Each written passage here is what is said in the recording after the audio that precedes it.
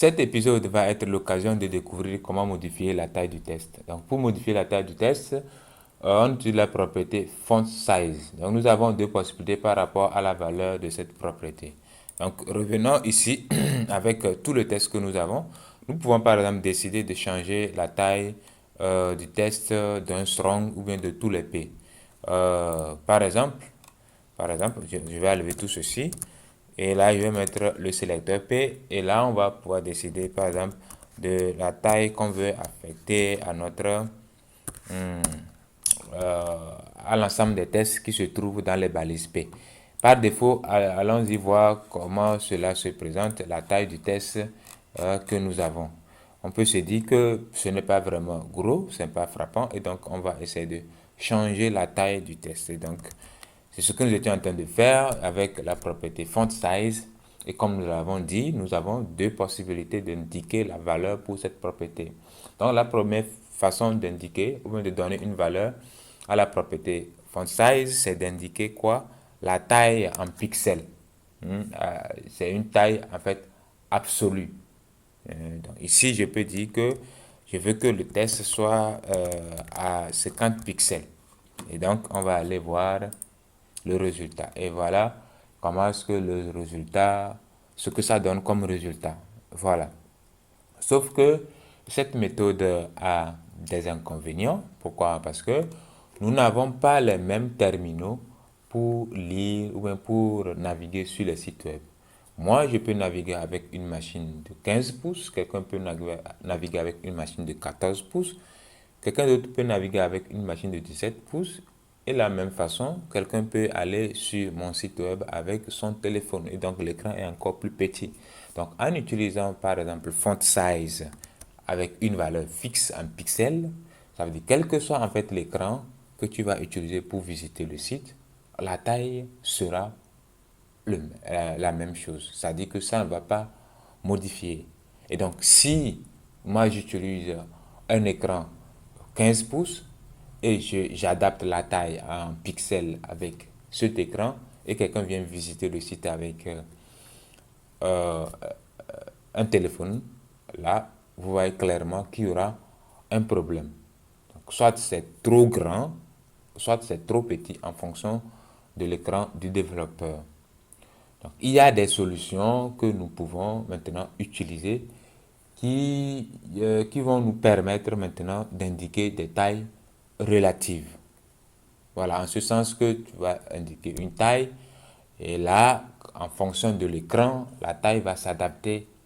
Voilà, et parmi ces possibilités, nous pouvons écrire carrément la valeur de la taille avec les mots anglais.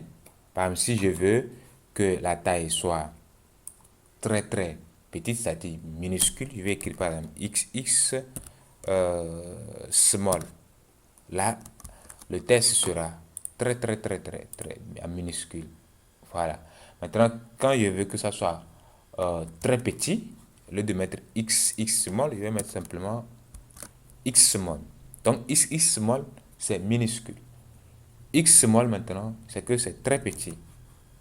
Hein? Ouais, que c'est un peu légèrement plus grand ou bien plus gros que le X small. Cette fois-ci, nous allons enlever le X sur le small pour dire que nous voulons quand même un test petit. Voilà. Et maintenant, si on veut un test moyen, on va mettre medium. Et là, on se rapproche quand même de quelque chose de plus mieux. Et si nous voulons un test grand, d'accord, là, on va dire large. Excusez-moi, large. Et là, le test sera normal, grand, voilà. Et si on veut un test très grand, d'accord, on va ajouter maintenant X, large, et on va voir le résultat. Donc, le test est grand. Et si on veut qu'il soit très grand, on va mettre X, X, large. Et on actualise. On voit très bien que le test a pris encore plus de taille. Sauf que cette technique a un défaut parce qu'on n'a que 7 tailles disponibles.